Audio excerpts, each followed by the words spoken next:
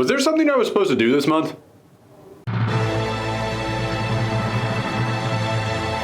No, not that, no. Feels like there's something that I do every single January that I just completely forgot about this month. Just something that was really important, kind of a mandatory thing to do every single year. Really feels like a big important thing that I shouldn't be. No, pretty sure it wasn't that. No. Quarterly taxes, that was it. God, I forget that every single year. Why do quarterly taxes go out in January? What kind of a quarter is the first month of the year? That doesn't make any sense. Yeah, well.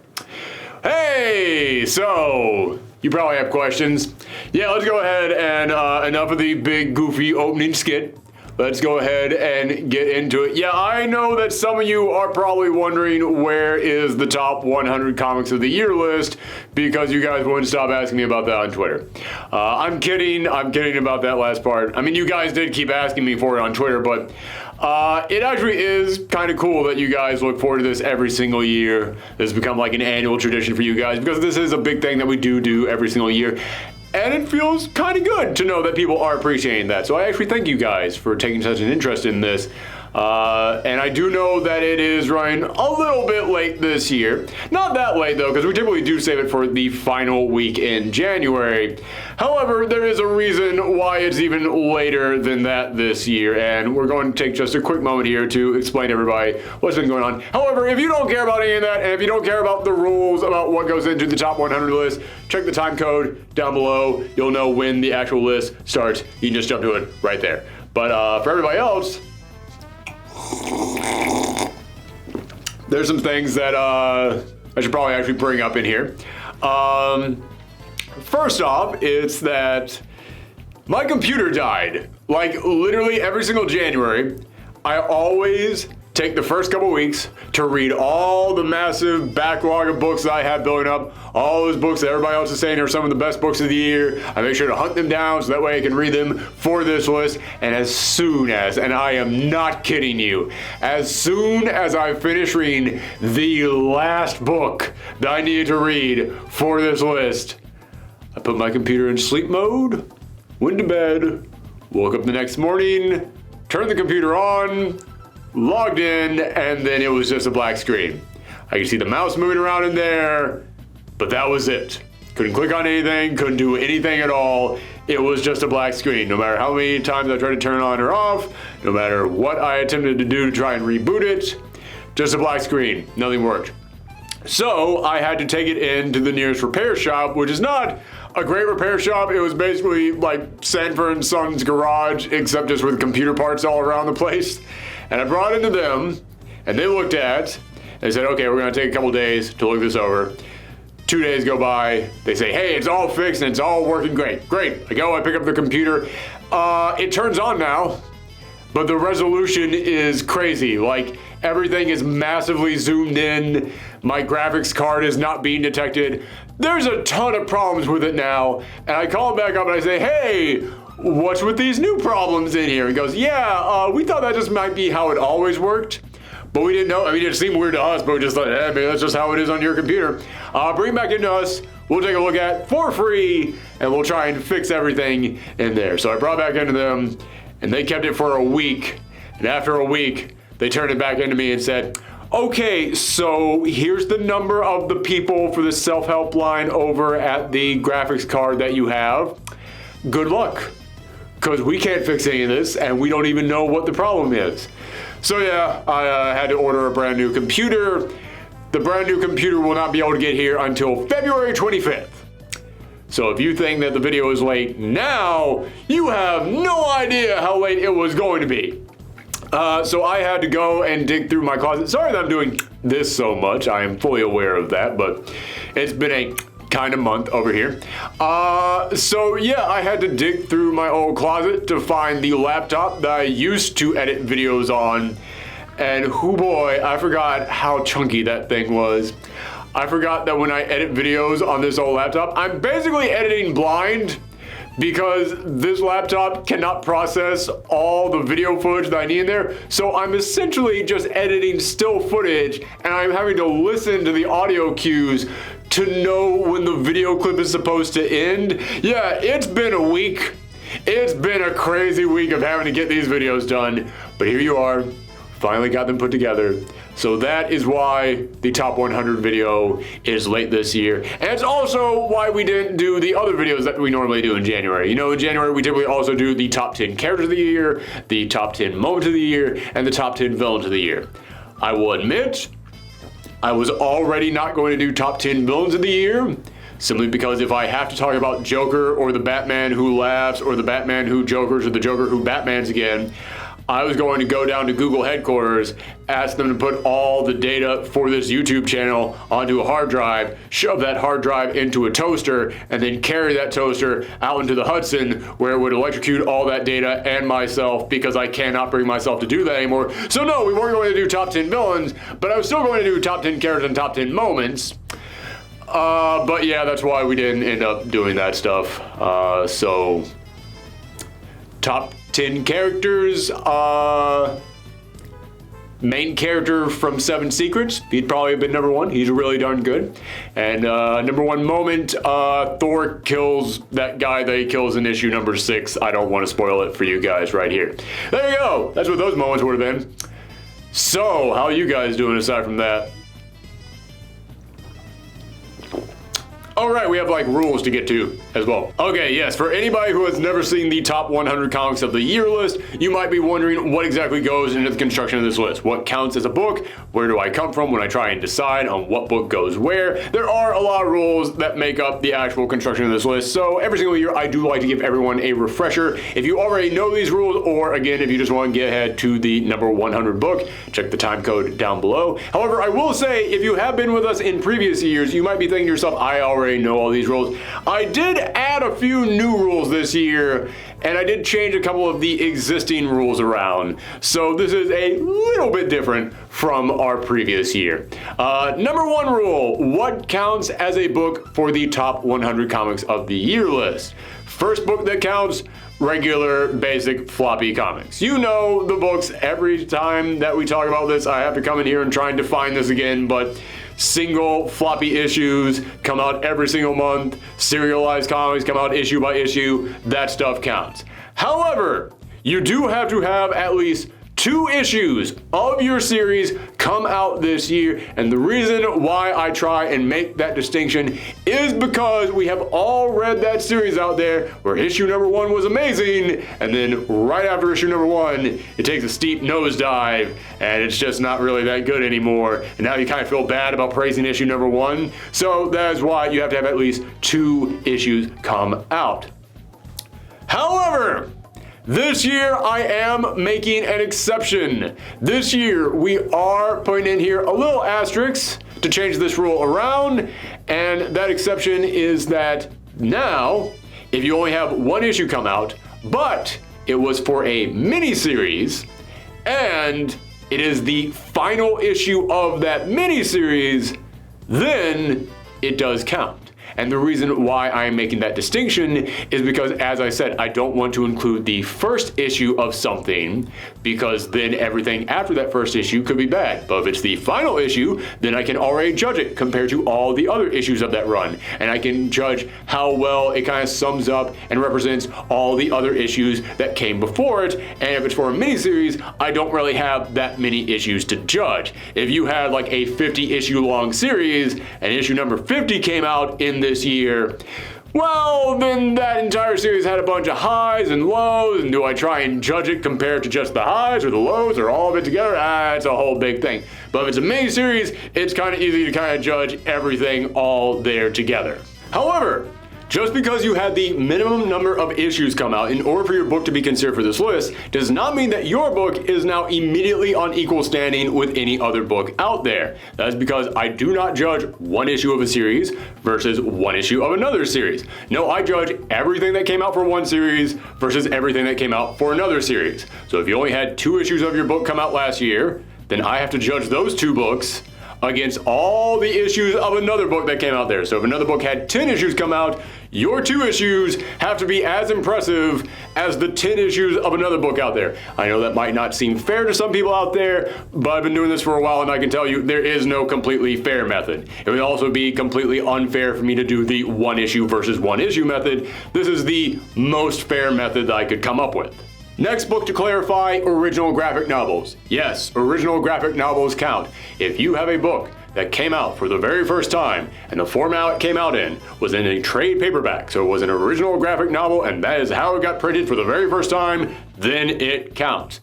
But, because I am sure that someone out there might have this question, if you had material that had previously come out in single issues, but this is the very first time that those single issues were collected together in a trade paperback, that trade paperback does not count because the material within there had already come out in a previous year. So when the material originally came out, that is when it would have counted for this list, not this year. If it is coming out in a trade format, it has to be an original graphic novel that is first premiering in that format. Now to get into the gray area on what does and does not count. And the first thing in the gray area is webcomics. I do not count webcomics for this list. However, I do count digital comics. And I do understand how that is very confusing because a lot of people think those are the exact same thing. But to me, a digital comic is a comic that is a full, complete thing. It is a complete issue or a complete original graphic novel. It just comes out in a digital format rather than coming out in a physical format. A webcomic is something where you put out like 1 strip a day or 1 page a day, or maybe not a page or maybe not a strip, but 1 panel, or you put out some little tiny chunk of something. And it doesn't even have to be day by day. Sometimes it can be week by week or month by month.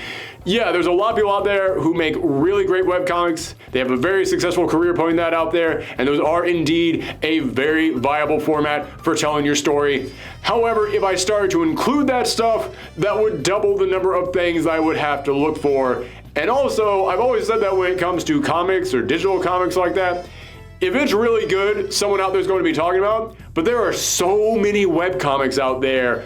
I've always said that probably the best webcomic in existence is one that nobody has even discovered yet, so I don't really feel like I am qualified to really speak on that, so that's why I keep that stuff separate.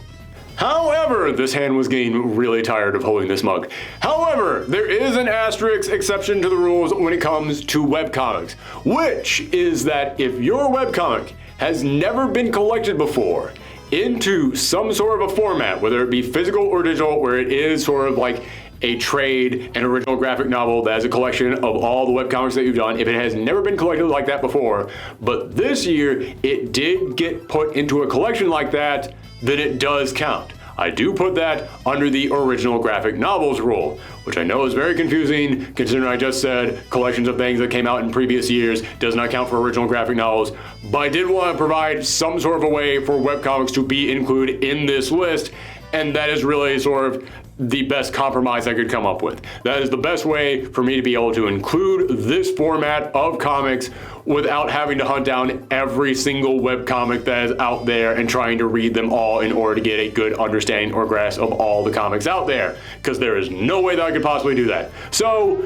this is the compromise. Next thing that does not count, pretty much for the exact same reason why webcomics don't count, manga. It's not because I hate manga. I don't. I love manga. In fact, I'll be real with you. I think that a lot of the manga out there is way better than Western comics. However, there's so much manga out there. If I was to include manga in this list, it would double the number of books I had to read, just like with webcomics, and there is no way that I could possibly do that. Plus, when it comes to manga, there's tons of questions that raises about what does and does not count. I mean, if there's a manga that came out over in Japan, but it isn't able to be translated over here into English in the same year, so it's getting its first English translation this year, but it came out in Japan, in a previous year? Does it count for this year, or does it count for the previous year? Because it is technically possible for me to find certain places on the internet where I could have read that in a previous year. So does that count? Because there is some manga out there that does get same-day translations, and you can find that online easily from legal sources. So doesn't that kind of seem unfair to all the other mangas out there that can't do that same-day legal translation stuff? Yeah, there's way too many questions when it comes to manga. However, I did want to provide another compromise for manga. So here's the little asterisk on that, which is that if it is not a serialized manga, in other words, a manga that comes out chapter by chapter, but instead is an original graphic novel sort of manga, and it is being released in America at the same time as it is being released in its original country, or at least within the same year, i.e. last year, then I will count it for this list.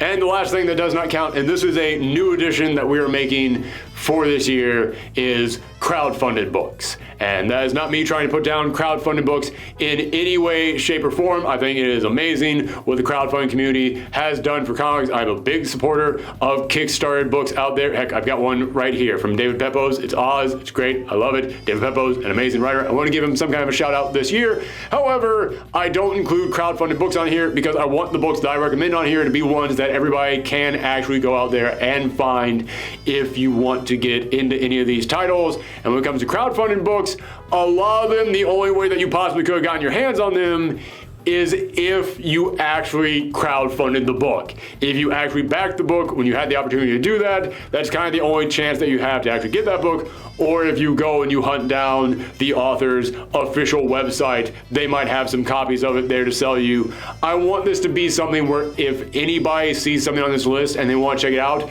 they can actually go and find those books out there. So if it is a crowdfunded book and it got mass distribution to comic book stores, or you put it up on, say, Comixology or on Amazon, on Kindle, so that way people can go out there and they can find these books easily, then I will count it. But if it didn't get any form of mass distribution and still the only way for people to read these books is to have been a crowdfunding backer, then yeah, it doesn't count for this. Okay, I think that sums up all the rules about what does and does not count for this list. However, there is one last thing that does need to be addressed, and it's something that comes up every single year, something that people always have questions about, which is what exactly is this list? Is this your own personal favorite top 100 comics? Or are you trying to be objective here? Are you trying to take all of your own personal opinions out of the equation and just look at what you feel other people would enjoy the most? And the answer is a little of column A, a little of column B. I try and make this list objective every single year. I try and fully remove my own personal taste from the equation. And I try and just look at the quality of these books based on how well I think it would affect the audience that these books are being aimed at. So I try and listen to what other people say about these titles. I read user reviews, I read critic reviews. I try and get into the headset of the mass audience out there, especially the audience that these individual books are being aimed at. However, that is 100% impossible to fully do. It is 100% impossible to only look at something fully objectively. You can't look at something and take all of your own personal backstory, your own personal taste, your own personal history, the individual things that make you you, and the way that you appreciate art or entertainment. You can't take all of that out of the equation. So I do try and look at what other people are saying. I try and see what other people enjoy in these books, and then I try and look at this book and look for the things that people enjoy in it, and I try and judge, okay, how well is this achieving things that other people out there are enjoying, and can I understand why someone would enjoy that particular thing in this book, and do I think that this book succeeds in what it is going for and in what it is trying to be? I do try and make that my primary objective. Primary? Why did I say it like that? My primary objective. Yeah, you know Primary. Yeah, she's that newest member of the X-Men. Yeah. So I do try and make that my primary objective. There you go. I said it like a normal human being now. I do try and make that my primary objective. This is going on longer than it should. But there will always be that personal taste back there. And I can tell you right now, that did indeed play into where some of the books fall this year. For example, there's one particular book on this list that I know people out there do not enjoy. You've told me many times you don't enjoy. I love that book, and it's one of my favorite books out there. So I had to put it on there, but I did bump it down because I was like, all right, let me see the things that people don't like in it. Let me take that in to the equation here. But on the reverse of that, there are other books on here that everybody out there is loving. Everybody is enjoying. People say that they are some of the best books of the year, but I have massive, massive problems with those books. So while I did try and look at and go, okay, what is it that people are enjoying about this? Yes, I do see that. I see the thing that all of you enjoying in there, so I'm going to give it those points, but I can't remove the very large problems that I have from those books, so that kind of had to even them out a little bit. So yeah, there are going to be some weird placements on here, and it is just because that's what I was going for with it. But there you go, that is it. I apologize that this went on so long. I feel like every single year I add more and more rules to this, so this opening sequence gets longer and longer. But you guys know me. I never like to leave anything unclarified. I like to make things as specific as possible. So when it comes to something as big as the top 100 list, there's a lot of stuff that needs to be clarified. There's a lot of rules that go into that. So again, apologies, but I hope that you guys enjoy the top 100 list. I hope that you guys have a far better 2021 than you did 2020. Here is part 1 in the top 100, number 100 through 51. All right, I forgot I have to do this every single year. Behold!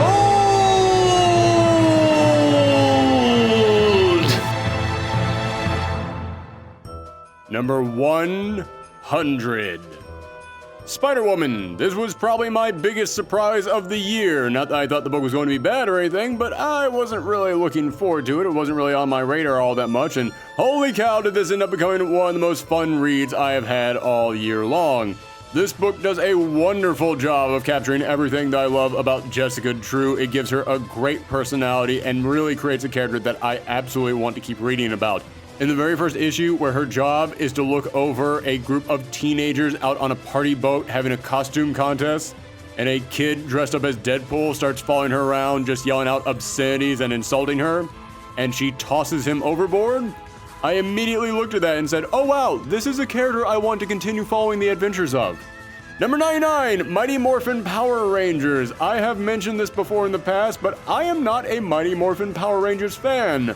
I know that a lot of other people out there have a deep love for this franchise. It is just not for me. However, even I can tell that this book is pretty darn good. It does a really solid job of capturing the fun-loving spirit of this franchise, while also knowing when to get more serious and when to get darker with everything, so that way it can appeal to a wider fan base. And this year, when they introduced the evil version of the Rangers, I gotta admit, even someone like me who doesn't really care about this franchise got pretty invested in that and actually had a lot of fun with that storyline. Number 98, Harley Quinn, Black, White, and Red. This is another one of those DC Digital first anthology series where different writers and artists come on board with every single issue to tell whatever story they want to tell with these characters, and this entire series is basically just an excuse for the artists to go nuts. This is one of the most beautiful series I have seen all year, with every single issue just being the artists being allowed to be as creative and gorgeous as they want. This book is a spectacle. It is amazing to look at, while at the same time doing a wonderful job of capturing the many different sides of a very complex character like Harley Quinn. Number 97, We Only Find Them When They're Dead. This is a very creative space story about a group of salvagers who go into space to eventually harvest dead gods. Yeah, that's pretty much the best way that I can sum that up. Gods, whenever they die, they become physical in the real world, so scavenger ships go out to basically just cut up and sell different parts of their bodies. And this is a story all about one particular ship full of people who have a lot of questions for these gods, so they're going to make it their mission to find a living one. This book is off to a really strong start, and if more issues of it had come out last year, it would be much higher on this list. Number 96, Valkyrie. Yeah, I'm sure that with everything that went on at the beginning of this year, a lot of people forgot that this book even existed. which is maybe the reason why it got canceled, but I won't lie, this is still one of my favorite things that Marvel has put out this year. Jane Foster is an amazing character, and this book absolutely captures how wonderful she is. And I won't lie to you guys, at the beginning of this year, they had a storyline that focused mostly on doctors, and it was actually kind of really appreciated with everything going on this year to have a book where they were the heroes. Sadly, the book has now been canceled, but I am hoping that one day the character of Jane Foster as Valkyrie will return in another brand new series, because man, does she deserve to be a much bigger star. Number 95, Avengers. Alright, let's go ahead and get this one out of the way right now. Quick and painful like a band-aid. Remember how I said I would have to balance my personal taste against what everyone else thinks? Yeah, here we go. I love this book. If this was my personal list, it would be in my top 20. But I did have to bump it down. Way down, because I know everyone else hates it. I know they hate it because people won't stop telling me over and over again on Twitter how much they hate it, because apparently for some people, filling up all their time obsessing over pop culture they hate is a good substitute for a personality, and they have to make sure that everyone else knows about it. So yes, I am aware that people hate this book. You don't have to tell me in the comments. But to me, this is one of the most fun books out there right now. Because that's exactly what it is. It's just fun. This book feels like a crazy fanfic brought to life. It feels like action figures punching each other, and I mean that in the best way possible. I know a lot of people hate the book because it's too simple and it's too random, and they don't like how the characters are being depicted, but guys, do you remember what it's like to just have fun with a comic? I know you still understand the concept of dumb fanficky fun. I saw all of you losing your minds over King Kong punching Godzilla in that trailer. I know that the concept is not lost to you. That's what this book is. Sometimes Ghost Rider riding on the Silver Surfer surfboard is cool. Not because it's a deep emotional accumulation of all of his stories, but just because Ghost Rider riding on Silver Surfer surfboard is cool. Sometimes seeing Black Panther fighting Moon Knight is fun, not because the two of them have a long-running history that's been building up to for generations, but because Black Panther fighting Moon Knight is fun. And did I mention that fight ended with Moon Knight being possessed by the Phoenix Force? Do I actually have to explain why that's awesome? And it's not like there isn't some meat under this thick candy shell. I know I'm mainly focusing on the fun side of this book, but there is actually really interesting stuff going on under the hood. The Avengers 1 million BC stuff is really solid, and each time they cut back to them, I'm excited to see it build. The Squadron Supreme and Coulson sub is exciting, and I really want to see where it goes with this upcoming Heroes Reborn storyline. Blade is a shockingly great addition to the team. The stuff with Mephisto is probably the most interesting thing anyone has done with that character in decades. All the new villain teams are amazing additions to the Avengers Rogues Gallery. The stuff with Ghost Rider is really solid development for that character. God damn, I love this book! This book is great! But everyone else out there hates it, so it's number 95. And honestly, I can understand. You guys have told me your problems with it, so I get it. I get the problems that everyone has with it. I know that people don't want a comic out there where people are acting so out of character based on the things that they've seen from them in previous books. I know that people don't want a comic where it just feels like crazy fanfic ideas being thrown out there, and they don't want a book where it feels like everything's going to be forgotten and nothing's going to have a lasting impact on the future of these characters. I understand that. Anywho, at number 94 is Three Jokers, one of the most critically applied books of the year.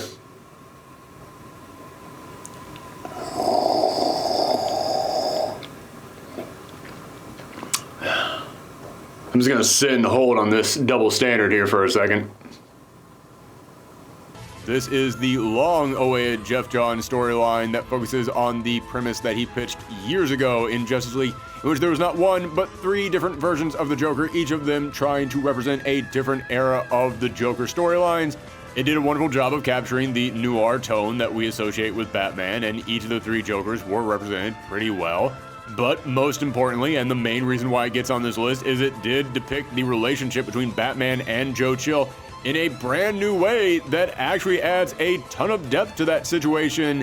And listen, I know that this book, it's not exactly within continuity, but I would absolutely love for that particular part of this storyline to continue on. I really do appreciate what they did between Batman and Joe Chill.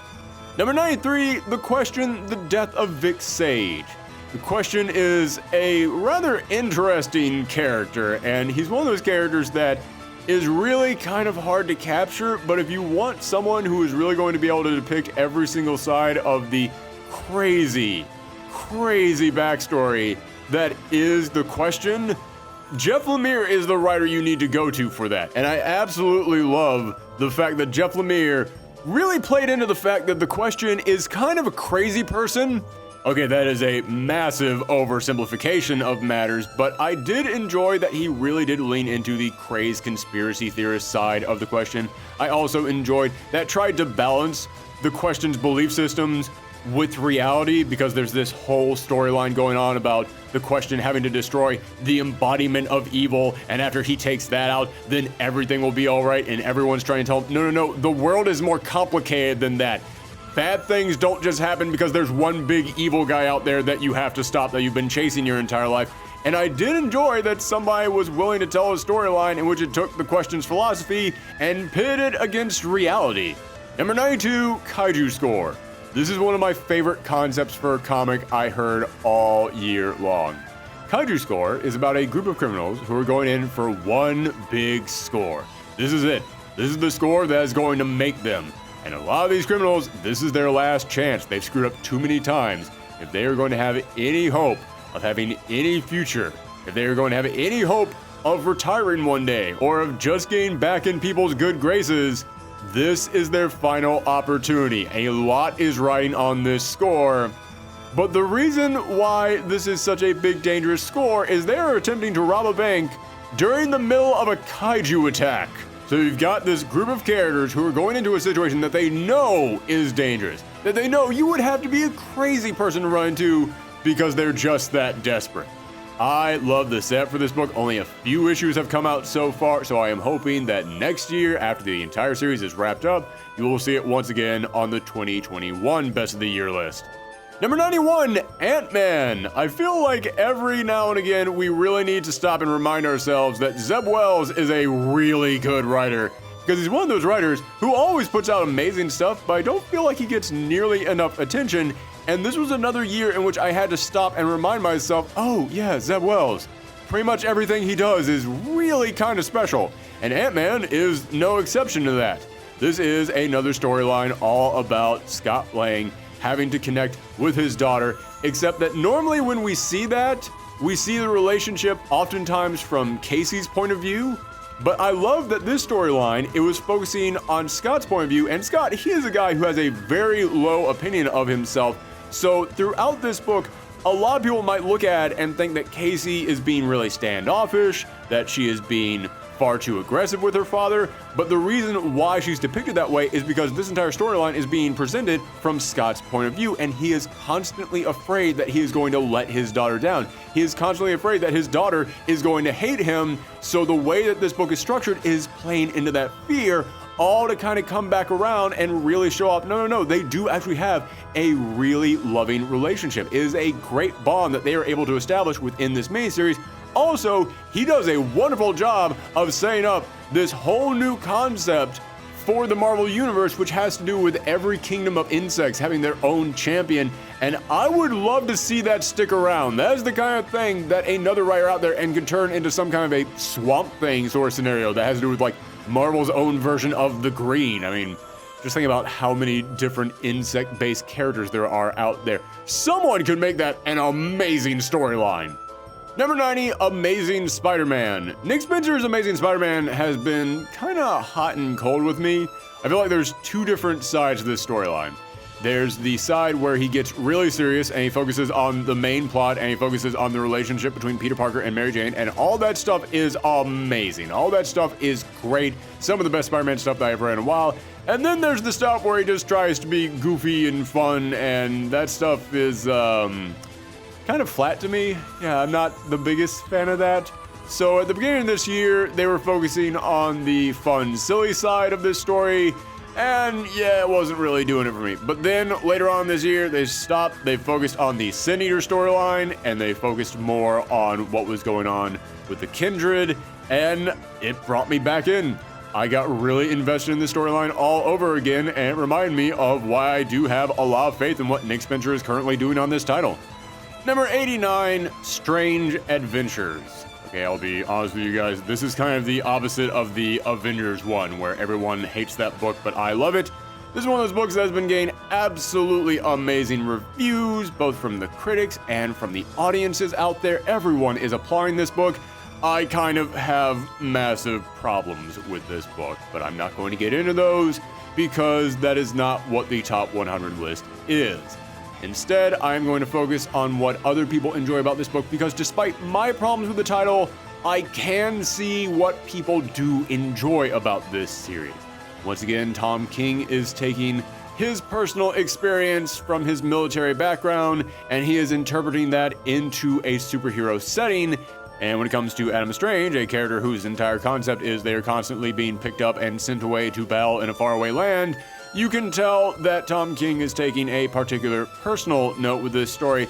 But I do have to applaud him for not leaving this at just simply being a story about superheroes or a metaphor for soldiers at war.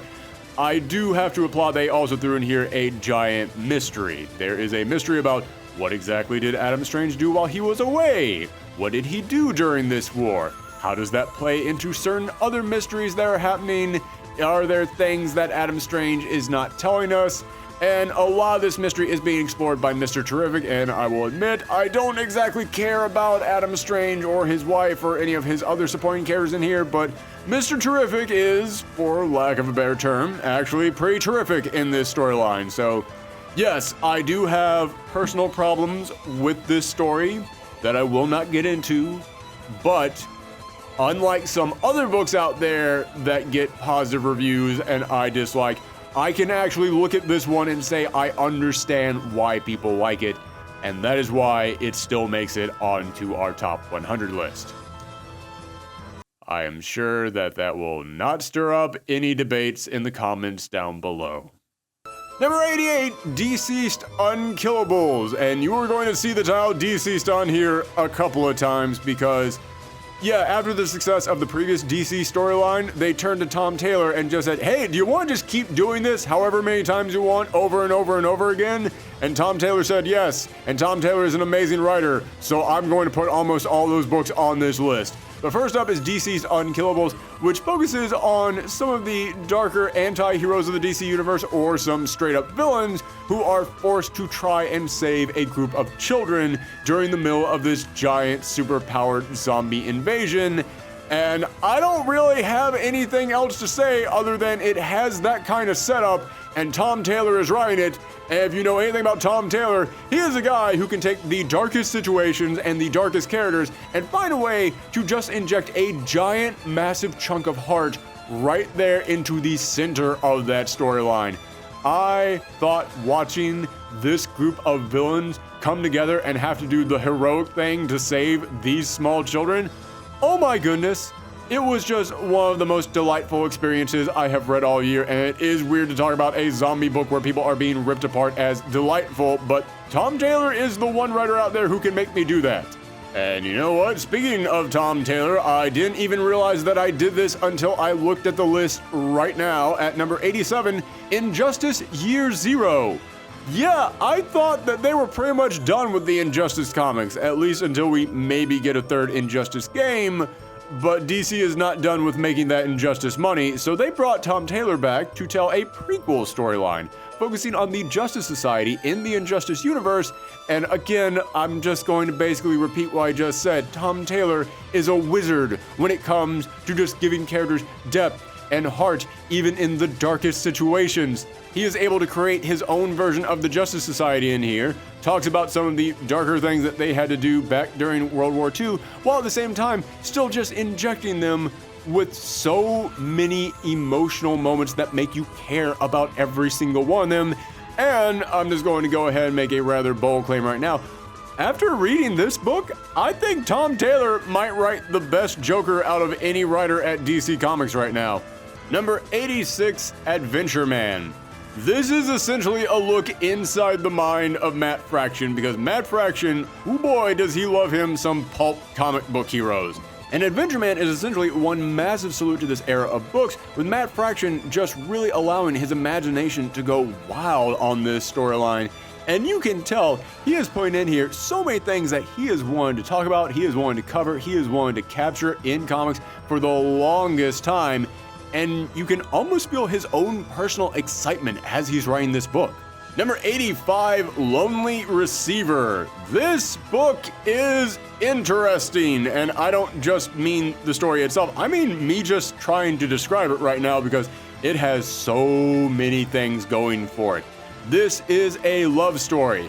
It's also a horror story. It's also a cyberpunk bleak future story. There's so much that I don't even know really where to begin, so I will just summarize the plot for you guys.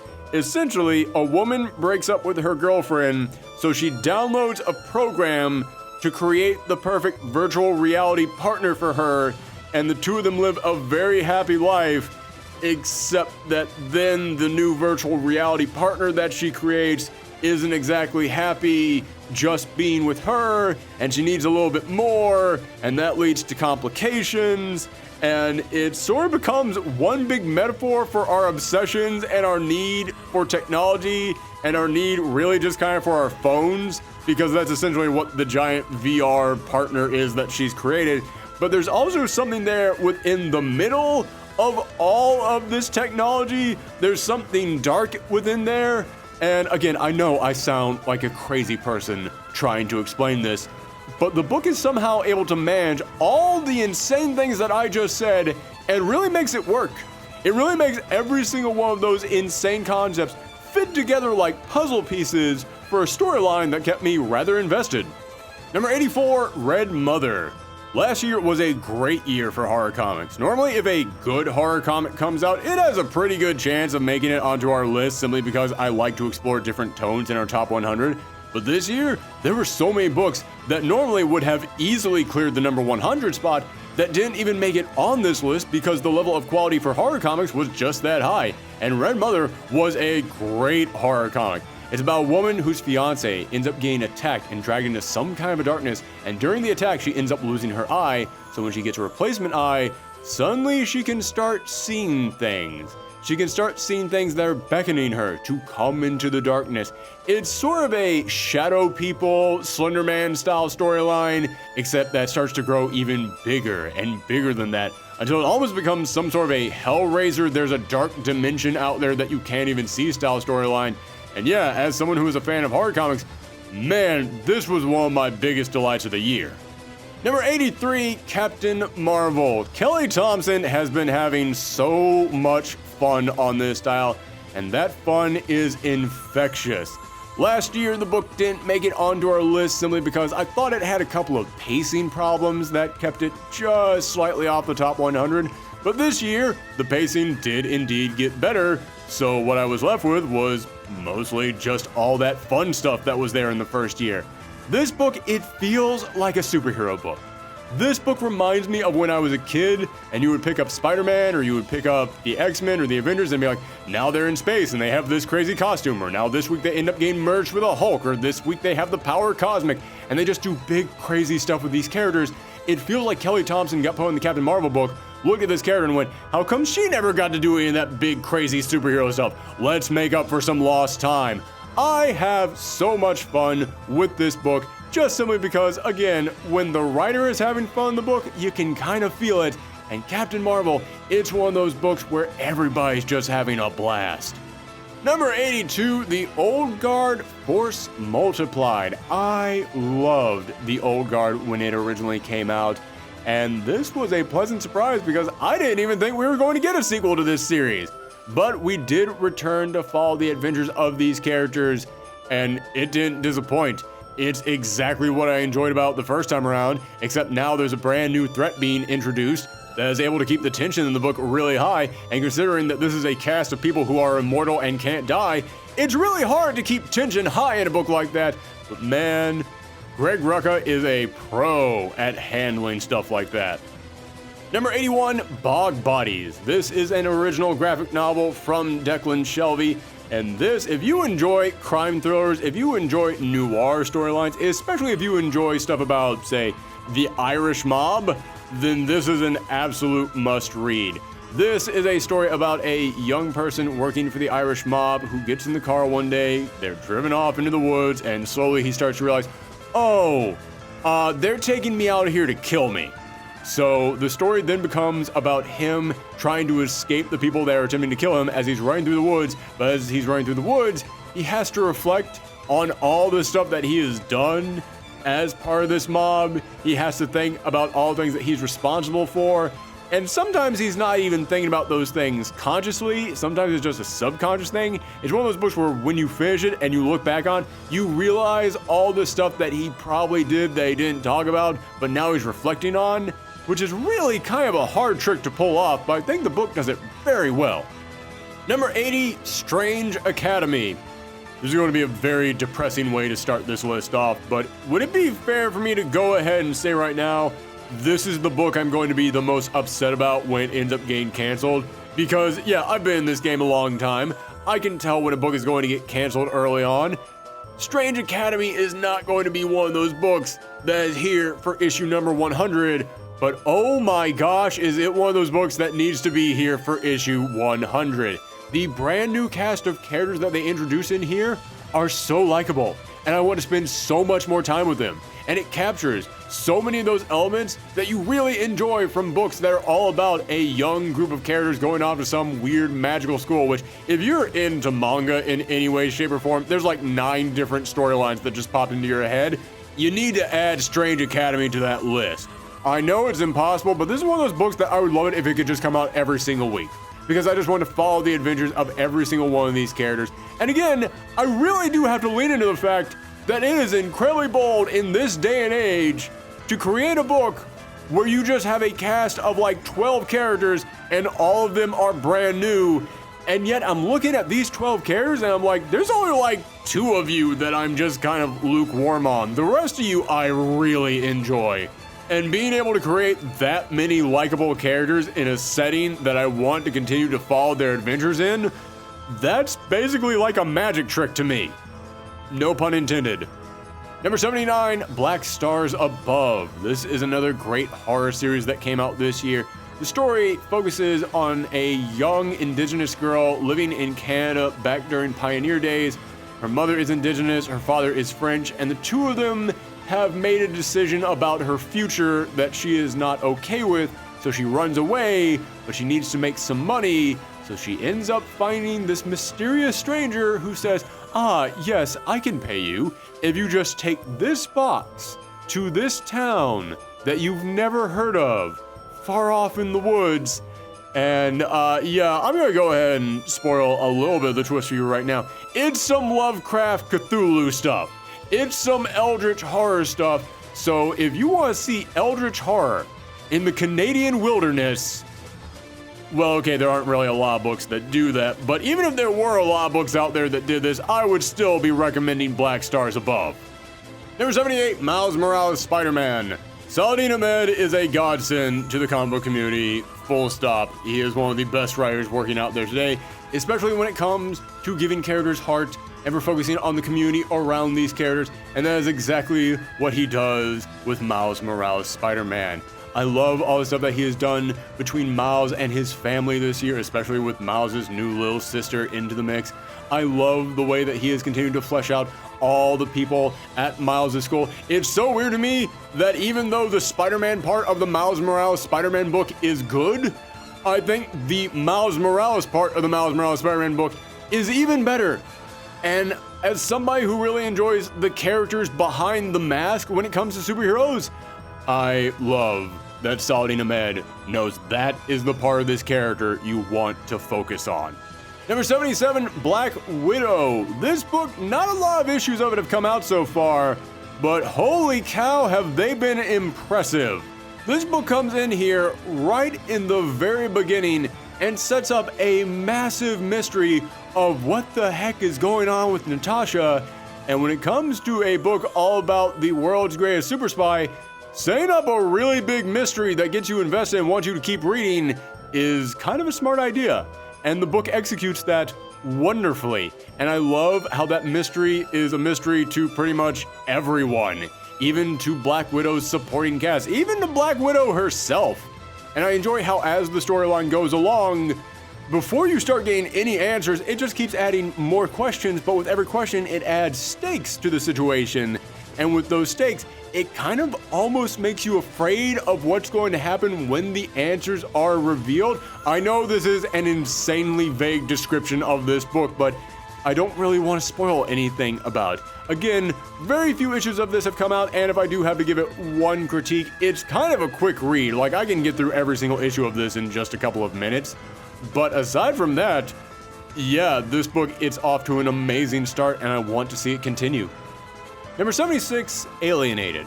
This is a book that is attempting to be about a lot of different topics, but I think it succeeds at almost all of them. It's a book that is essentially trying to talk about all the different sides to being a teenager, all the different faces that you have to wear when you are at that stage in your life. And this is a book that is about 3 different kids in high school who all one day end up getting bonded together because of this strange extraterrestrial.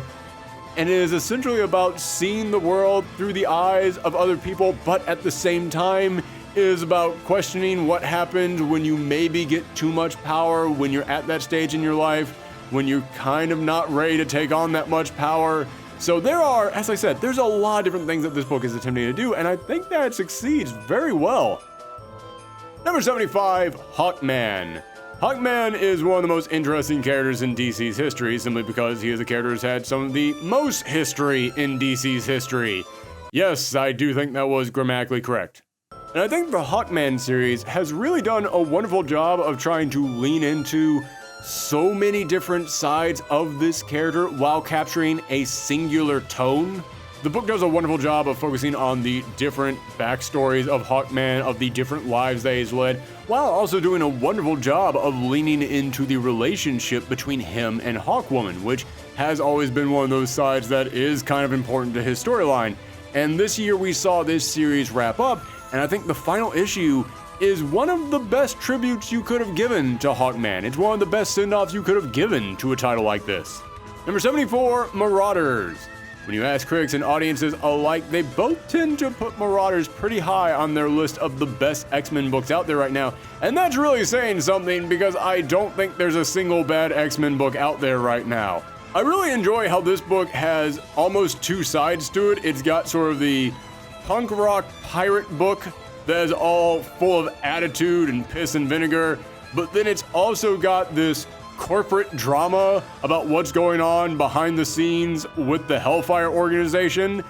And it seems like those are 2 things that should not be able to merge together very well, but the way that Jerry Dugan writes this book, it almost feels like that's the only way this story could be told. It feels like those 2 things are made to be linked hand in hand. Number 73, Justice League Dark. James Tynion has done a great job of taking his love for horror and being able to incorporate it into this superhero title.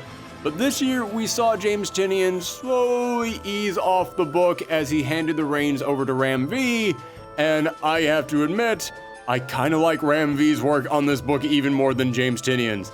I think he proved that he has a wonderful understanding of all the characters in this book, and if by this time next year he isn't announced to be working on a John Constantine title, I will be absolutely shocked. Number 72, Fantastic Four. I think I'm pretty much just going to repeat everything that I said about this book last year, because Dan Slott still proves he is probably the best guy that Marvel has to be working on a Fantastic Four book. He understands these characters, he gets the family dynamic. I love the way that he is now writing Franklin Richards and Valeria Richards. And also this year they introduced a brand new concept in which Johnny Storm found someone that's supposed to be his soulmate, and now she has moved to Earth alongside them. And I have to admit, when it comes to the way that Dan Slott writes romantic relationships with new characters in books, I'm always kind of hesitant about it, but so far I think he's doing a wonderful job. He has created a character that not only do I enjoy, but I want to see that character continue on even long after Dan Slott leaves this title. I think this character has what it takes to become a permanent establishment within the Marvel Universe and within the Fantastic Four itself. Number 71, Daphne Byrne. This was the year that we got to see what the Hill House imprint over at DC could really do with 5 different titles, each with various tones and settings, and Daphne Byrne was the one that really stood out the most to me. It created a likable, relatable character, it set up an interesting mystery, and most importantly, the art was absolutely able to capture every single twisted and wicked thing that this writer could think of. Daphne Byrne is one of the best books of the year when it comes to a writer and an artist just being 100% in sync with each other with what they want to come up with. And when you see what they come up with, it's really kind of amazing that the two of their twisted minds were able to link up just that well. Number 70, The Devil's Red Pride. This is a samurai story about a young woman who wants to go out there and fight, but the father says no because women are not allowed to be samurai. So her brother has to go out there and lead this war, but her brother is kind of a coward and he doesn't want any part of this, so she has to disguise herself to go out there and fight in his honor. But that is not where this story ends. Everything I just described is the flashback that is happening in this story. And that flashback is being cut back and forth in between what's happening with the present, in which this woman is now a lone, wandering Ronin, and you can tell something happened. And the mystery of how we got from there to here is the big hook of this book. As you read those first couple issues, you see that she has gone down a rather dark path, and she is hearing voices in her head, and you're just sitting there wondering, okay, is that all in her head? Is this some kind of a demonic thing? Is magic about to be introduced?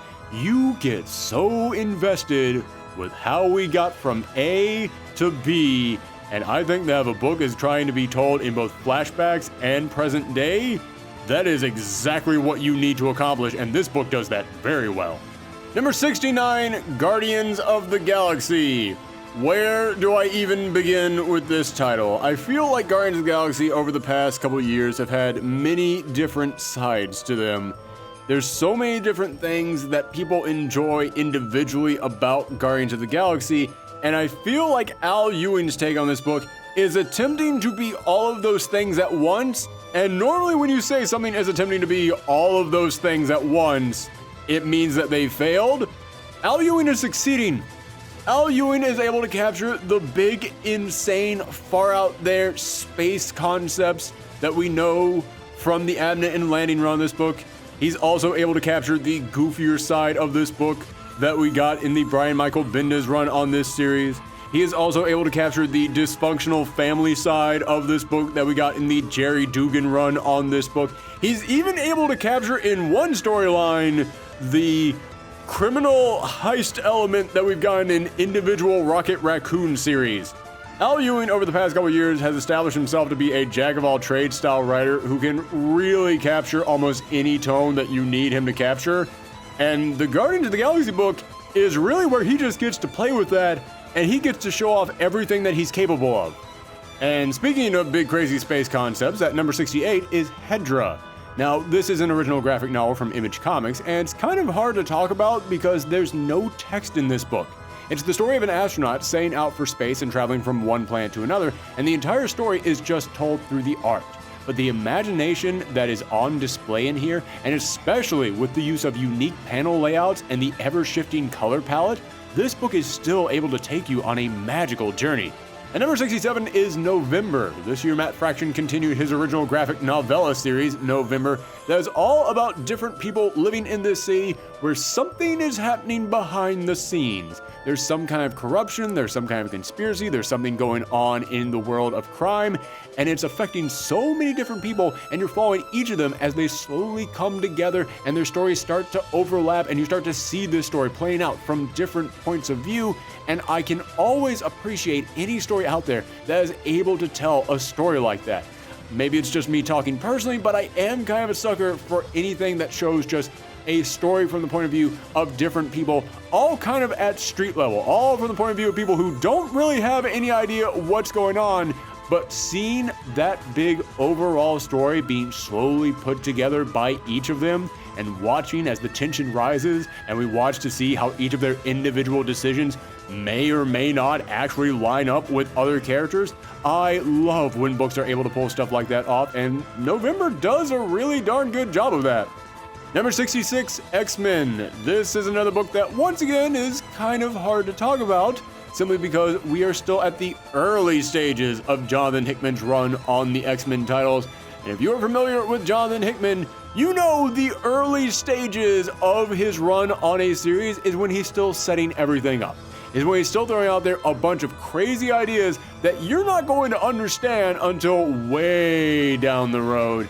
However, this year I feel like his X-Men book focused a lot more on personal stories than what I was expecting to get out of this, with the Vulcan issue that tied into Empire, and also with the Magneto-centric one-shot in which he had to defend Krakoa from space invaders, and also with the small sub-story that was going on with Rockslide and the mysterious man they finds out in the woods. I really am enjoying how this book is focusing a lot more on the personal side of each of these individual members of the X-Men. And while I will admit I am now starting to reach that point where I'm like, okay, it's time that you start giving us some of the bigger overarching plots, it has really had a lot of depth to all these characters and to the entire island itself with what he's been setting up so far. Number 65, Undiscovered Country. This is a weird one, and I mean that in the best way possible. This is about a future where, okay, this book, I have to point out, it began getting written at the very tail end of 2019. This is about a future in which there is a plague or virus that is spread across the entire planet, and America walled itself off from the rest of the world when this began. And now, many years later, a group of people searching for the cure for this virus hear that it might exist within the walled-off country of America, so now they have to find a way inside, and once they go inside, they see that it's essentially Mad Max meets the Toxic Avenger. I will admit, one of the reasons why this book gets so high on the list is just because, wow, did it happen to line up with a lot of stuff going on in the world. But also, beyond just that, this is one of the most imaginative and most intriguing books that I have read all year. Intriguing is the right word for this title, because the more that you learn, the more you feel like you don't know anything, but the more desperate you become to learn something. You can tell reading this book, there is some kind of a plan. There is definitely some kind of a plan in place. The writers behind it, they absolutely know what's going on. They know from page one what is going to be at the very last page of this series. But you reading it, you have no idea where any of this is going. But you really want to find out. Number 64, X-Force. When I saw that the new X-Force book was going to be about the law enforcement on Krakoa and it was going to star Beast and Jean Grey and Quentin Quire, I was kind of nervous. I mean, I was sure the title would be good because it had talented people working on it, but I had no idea what the book was going to be. But as the year went on, I saw that this was sort of the X-Force book that we needed. With the new current status of the X-Men, this is exactly what an X-Force book should be at the moment. I really dig that it's almost like a CIA thriller now, like you would expect Catherine Bigelow to direct the movie version of this team. But most importantly, I am loving the emotional depth that they're giving these characters. Seeing Jean Grey talking about how she doesn't really know if she's comfortable with what she's had to do as part of this team is great, but most importantly, the stuff that they have had going on between Domino and Colossus, as they almost have like this, I don't want to say survivor's guilt, but they almost have this PTSD from the things that they have had to witness and the things that they've had to go through. It really does create a depth to this book that I was not expecting when I went into it. Number 63, We Live. Oh my gosh, I love this book, and if more issues of it had come out, it would be way higher up on this list. It is still a fairly new series, so if you want to jump into it, now is the time.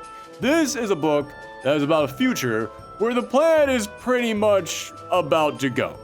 It's pretty much done. The entire planet is being ripped apart, and I don't just mean like, oh, the environment is dying. I mean like the environment is trying to fight back and kill us all with giant, massive thunderstorms that appear out of nowhere that try and eat you up, and gardens and vegetation that are growing wildly all over the planet, and strange new creatures roaming around. However, there is hope. There is some sort of an alien life form out there that has promised they're going to take a special number of children and get them away from this planet where it's going to be safe, and they will be able to continue the human race on another planet out there. However, they sent special invitations out there to just the right number of children, and those invitations cannot be transferred, so if your child ends up getting invited to go out there and explore the stars, that's it. They kind of have to take it. No one else can take that from them. So this is a story about pretty much the craziest field trip you've ever been on. It is a story about these children being put on a bus with the most badass bus driver I've ever seen. And this bus driver has to escort these children to the site where they will be able to leave this planet. It's got so much heart. It's got so much imagination. I am so intrigued by what could possibly come next. I constantly have this feeling like I'm going to have my heart broken as I read this book, and yet I want to keep reading it. This series is great. I am telling you, we live. Huge recommendation from me. Number 62, Dracula, motherfucker. I apologize, but I'm not nearly cool enough to say that title and not make it sound incredibly awkward. But yes, that is the title of this book. Dracula, motherfucker is a 70s noir horror story that is all about a crime scene photographer who starts to notice a trend with some of the dead bodies that are popping up in 1970s Los Angeles, and it leads to him having to uncover the return of Dracula. And I'll be honest with you guys, the story is cool. It does capture the tone incredibly well. I do have a bit of problem with how much of a quick read it is. I mean, this is an original graphic novel, and yet I got through it in like 10 to 15 minutes. It is a very quick read for how much it costs. However, this is a book that you are absolutely going to want to return to, because this has arguably the best art of any book I have read this year. Again, not to put down the story or anything. The story is intriguing. As I said, they do a wonderful job of saying you in that place and time. But the big appeal of this book absolutely comes down to the fact that Erica Henderson is one of the best artists working in the industry today. And this book required her to embrace a tone that she has never really explored before, and she nailed it. Even if this was a book that I got through fairly quickly, it was a book that I wanted to return to over and over again just to really examine every single page of it. Number 61, Stillwater. This is Chip Zdarsky's new series from Image Comics, and this is a book that, again, like with many titles on this list, if more issues of it had come out last year, it would definitely be way higher on the list. Because so far, we have really only gotten the introduction to the series. We have really only gotten to explore the premise of the book, and it is a fantastic premise. It is the story of a man who is down on his luck, but he gets told there's something waiting for him in this town, so he has to go to this town that no one's ever even heard of, that's far out in the middle of nowhere, and when he gets there, it is the living embodiment of Anytown, USA. It is that classic Norman Rockwell-style town, except everyone's acting a little bit odd. And if you don't want to be spoiled, then jump ahead by a few minutes. But he quickly discovers everyone in this town is immortal. And it's not just that they're born immortal, it's specifically the town itself that is making it so that they can never age, they can never die, they heal back from anything. But now that he's uncovered their secret, he has to stay there. This is one of the most intriguing premises for a horror series I have read. I definitely want to learn more about this town. I want to see all the different twists and turns that are coming from this book. As I said, the only reason why it's not higher is because the book is still so new, but in just the first couple issues that came out last year, you can easily tell there is a very large picture that is being painted here, and I can't wait to see it all play out. Number 60, The Terrifics. When this series started up, I really wasn't entirely on board because it was so obvious that this was just a Fantastic Four ripoff. In fact, DC wasn't even really trying to hide that because it was being made at the time in which Marvel wasn't even making Fantastic Four books. But this book, over the years, it has taken on its own identity. It has fully embraced this idea of being interdimensional travelers and just being a book that is willing to go out there into the farthest reaches of your imagination. And this was the year that Gene Luen Yang ended up taking over that book, and holy cow, is Gene Luen Yang one of the best writers working in the industry right now. You're going to see him pop up many more times on this list, I assure you. And this year we got to see so many inventive ideas come from him, but the book that stood out the most to me was the Choose Your Own Adventure issue, which is one of the most creative things I've seen anybody do with a comic in a long time, and it absolutely worked. This is one of those books in which I just kept racing back and forth in it to see where every single option would go. I think that this was a bold idea for an issue, and they executed it perfectly. All right, time to bring things down a little bit. At number 59, We'll Soon Be Home Again. This is an original graphic novel that follows the story of survivors of the Holocaust, but specifically focuses on people who were children during the Holocaust. So it is showing the events that played out during one of the darkest times in the history of the world, all from the point of view of people who were so young that they could barely even understand what was going on. And in a way, this really captures this terrible event from a point of view that we've never really explored before. We've always seen this event played out in historical context, where we've seen it from the point of view of adults who saw all the events leading up to what ended up happening. But when you listen to these stories from children, you really do get that sense of how quickly things changed, of how chaotic things became. You'll hear stories from children talking about how one day a friend of theirs just wasn't there and they had no idea what was happening, or one day they just had to pick up and move to a new location, and again, they had no idea what was going on. And it really does capture just how chaotic this was for the people who had to live through all of this. And it's not just the story of one or two people. They capture multiple different stories in this book, and many of the people that they spoke to came from different walks of life, different backgrounds. I know that saying that a book like this is incredibly emotional, that it's incredibly heavy, it might seem very obvious to everyone out there considering what the subject matter is, but I've ended up reading over the years many books that end up dealing with this exact same story. However, this one was able to put a new spin on it that add a lot more life to this story and made it a lot more personal. Now, at number 58 is Family Tree. This is it's not a post-apocalyptic story. It's an apocalypse story. It is the story of the end of the world as it's happening.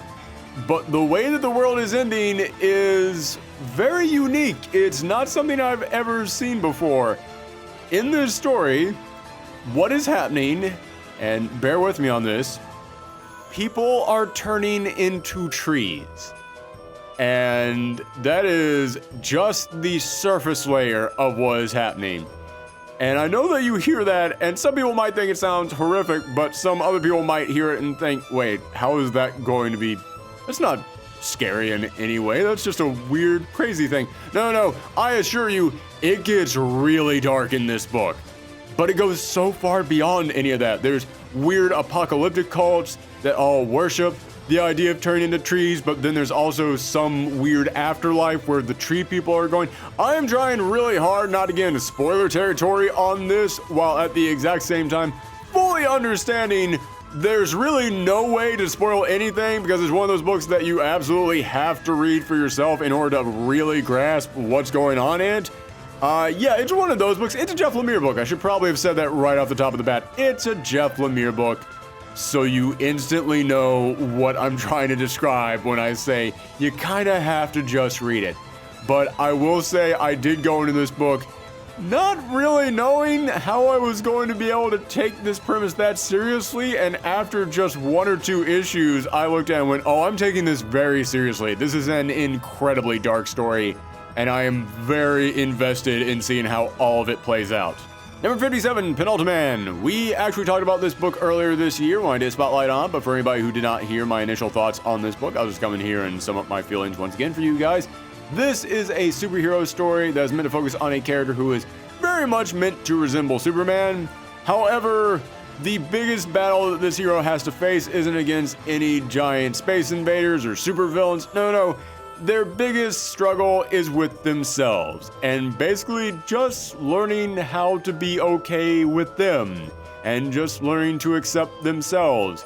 Because Penultimate is a character who was created at the very end of human evolution. At the very end of human evolution, a bunch of scientists got together and they ended up creating someone who was the next stage down in evolution from them. In other words, they were the penultimate stage of evolution. So to all of us in the modern day and age, we would look at him like, oh my goodness, this is some highly advanced individual with amazing abilities, far beyond anything we could imagine. But to all the scientists who created him, they looked at him like, ew, this is some caveman we ended up creating. We don't want him. Send him back in time. So he does kind of have similarities to Superman in that he's got all these amazing powers, and he was created by these scientists, and he ended up being sent away from his home. However, Superman was sent away from his home so that he could be protected. Penultimate Man was sent away because his creators just didn't want him. So now, despite all the fans he has, all the people cheering him on, all the amazing things that he does, Penultimate Man suffers from massive depression and abandonment issues, and it's basically him just walking around trying to figure out, well, why wasn't I good enough? Why didn't they like me? Why didn't they want to keep me around? And it doesn't just stop there. His issues continue on as he slowly starts to wonder, okay, well, am I really as good as I could possibly be? Could other people be doing this better than me? And this entire series is basically just one big therapy session, and I am always fascinated by books that attempt to be that. I've said that one of the greatest things about examining a writer is examining what part of their emotions, what part of their history, what part of their own personal struggles they're able to put into their books. And I have a lot of questions about what the writer of Penultimate Man has been through and what they might be trying to work out in this book. And I would be very intrigued to see if this book might really strike a chord with anybody out there who maybe they felt this way in their life. Maybe they've gone through similar things like this in their life. I really do have to applaud this book for just trying to be nothing but raw emotions on the page. Number 56, Deceased Hope at World's End. This is one of the many follow-ups to last year's smash success, Deceased. And if you were following us last year for our top 100 list, you know that I applaud Deceased because, like many things that Tom Taylor does, and many other things I will continue to mention throughout this list, Tom Taylor has this amazing ability to take these established characters at their darkest moments during the greatest, most terrible thing that could possibly happen to them, and then find their heart right there in the middle of it. He is able to take the things that we love about these characters and make them shine the brightest in their darkest moments. And Deceased Hope at World's End is basically the in-between issues of Deceased. It's the stuff that was going on in between specific issues, in between major beats of the story, going on with other characters that we didn't see in that storyline. So right off the bat, it's already able to do that exact thing that I just said Tom Taylor is really good at doing with these characters. However, beyond that, it's able to take the characters that we've already had these interactions with. It's able to take the characters that we already got to see at their best moments back in Deceased, and it's able to just basically spend more time with them. So this book is everything that I liked about the Deceased book, but just more of it. Number 55, Bitter Root. David Walker and Sanford Green's Image series was able to pick up a huge fan base when it first premiered thanks to its instantly likable cast of characters and the way it was able to blend this imaginative mythology with a world that felt very much like our own, and this year they continued to expand upon that. We got to see what happened with the multiple huge cliffhangers we were left with in the first year of the book, and they began to delve even deeper into real-world events, exploring some of the darker moments in American history using the suffering that people experience as a result of oppression and racism as a backdrop for the larger story that they were setting up to tell. Number 54, Hawkeye Freefall. It feels really good having a book that knows how to balance lighthearted street-level superhero fun loaded with wit and snark with a really intriguing story that twists back and forth. Turning Roan into Hawkeye's new villain is a great place to take that title. The art style is amazing. I love that the Hood is now being firmly established as a Hawkeye villain. The relationship between Clint and all the other heroes is a delightful look at his standing in the superhero community. This entire series is just a really darn strong Hawkeye book, and I would love to see it turn into an ongoing. Number 53, Champions. This year Champions was relaunched as part of the Outlawed event, and I will be honest with you guys, I do not like the Outlawed event because to me it's just Civil War Part 3. I read this and I just think, yeah, haven't we done this already? However, it is all worth it if we can get a Champions book that is this good. I don't want to come in here and try and badmouth other series out there, but when Mark Waid got put on the original Champions book, I thought, oh great, Mark Waid, he is a big, accomplished superhero writer. He'll be great on this book. And then I read and it just kind of felt like, well, to be nice, it kind of felt like that hello fellow children's meme. Yeah, it kind of felt like a guy who was kind of out of touch with kids trying to write kids. And Jim Zub did a great job following it up, but I kind of felt like the damage was already done on that title. It kind of felt like it had already lost its opportunity to be a big, shining title. Eve Ewing came in here and breathed so much life into the Champions book. She revitalized this series. This book is now exactly what the Champions book should be. I read this book and I look at it and I think Eve Ewing understands this title. It feels like a title that takes these young heroes seriously. It feels like a book that is treating them with the level of respect that it feels like these characters deserve. It's a book that realizes that when you're at that stage in your life, a lot of people are going to be looking down on you and they're going to have expectations of you, but at the exact same time, they're going to treat you like you can't really handle anything on your own. And Eve Ewing is able to tackle all of these issues. She is able to get in that mindset and she is able to write a book that I feel is absolutely what the Champions book should have always been. Number 52, Batman. Yes, if you guys know me, then you know that I am kind of suffering from Batmanitis. I've kind of read too many Batman things over the years, and now I just really want to break from Batman.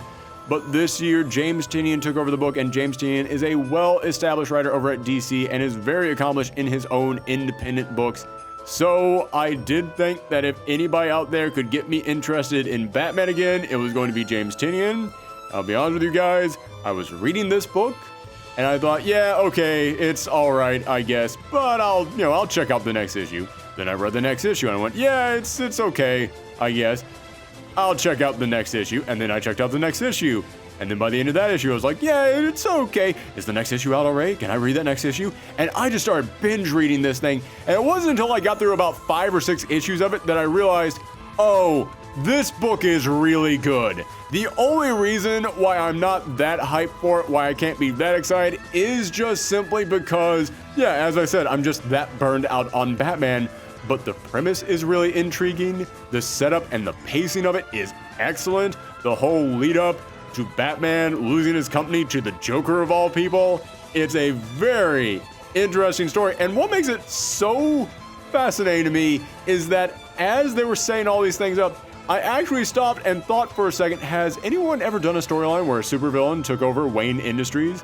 Where Batman lost his company to a supervillain, and then that exact thing happened. So I can only assume that James Tynion was subconsciously planting that idea in our heads, which really does speak to what a talented writer that guy is.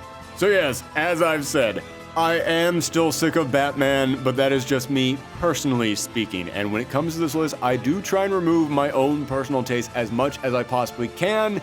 And I had to stop and look at this and realize, you know what, aside from the fact that it's just a character that I can't stand anymore, this is a really well-written book, and everything that is set up and the way that it's all executed is handled masterfully, so no matter what character this is, I can definitely appreciate that.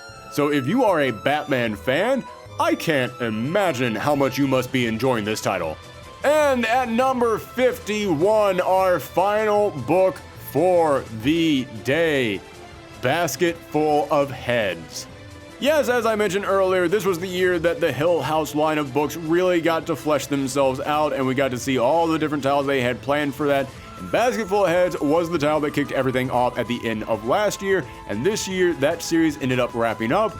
And I will admit, my biggest complaint with the book is just that it's not ongoing, because I really did end up enjoying these characters. I definitely wanted to see where everything was going to end up going. I love that they were able to mix this really dark, twisted horror story with a fairly intriguing 1970s story about dirty cops in a small town. But the biggest star of the entire book is the protagonist herself, This is one of my favorite protagonists in a horror book I've ever read. I love that it's a story about someone who starts off completely innocent and clean, and she's just some young girl who just wants to go out and have fun.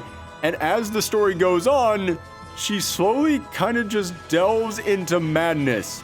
But when you see everything that's happening to her and how quickly things get out of hand, you can kind of understand. You're still sort of on her side when she's slowly kind of turning into, well, not a serial killer, but she is somebody walking around with a big axe chopping up people's heads.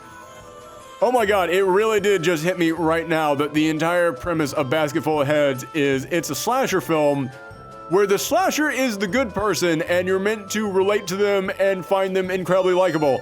That is a huge accomplishment that they were able to pull that off. So yeah, Basket Full of Heads, not only was it the book that kicked off the Hill House line, it's definitely the best of that entire series. But there you go, that is books number 51 through 100 of our top 100 books of 2020. Let me know what you thought about these books in the comments down below. You can also always find me on Twitter or Twitch at Professor Thorgy.